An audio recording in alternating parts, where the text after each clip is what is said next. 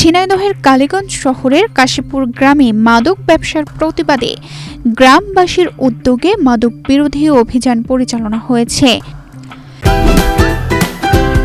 Optical brighter photo catalyst active granule সমৃদ্ধ বসুন্ধরা পাওয়ার wash ঝলমলে কাপড়ে ফুরফুরে মন।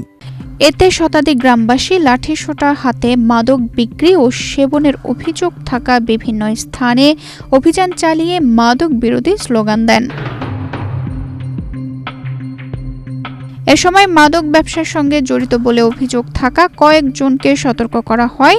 অভিযানের এক পর্যায়ে মাদক ব্যবসায়ী হিসেবে পরিচিত মিজান নামে এক ব্যক্তির বাড়িতে ভাঙচুরের ঘটনাও ঘটে, তবে এতে কোনো হতাহতের খবর পাওয়া যায়নি।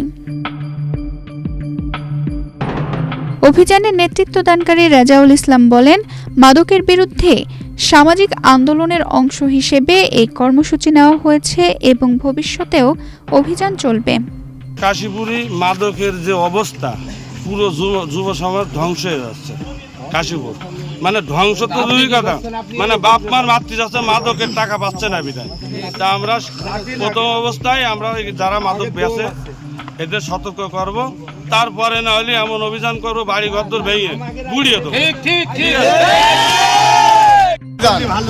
আমাদের যুব সমাজ এই মাদকের জন্য নষ্ট হয়ে যাচ্ছে, ঘরে ঘরে মাদক পৌঁছে যাচ্ছে। এই জন্য আমাদের যুব সমাজ নিয়ে কিছু মুরব্বী নিয়ে আমরা মাদকের বিরুদ্ধে একটা অভিযান করছি। কালীগঞ্জ থানার ওসি জেল্লাল হোসেন বলেন, বিষয়টি শুনেছে এবং ঘটনাস্থলে গিয়ে খোঁজ নিয়েছে, প্রয়োজনীয় ব্যবস্থা গ্রহণ করা হবে।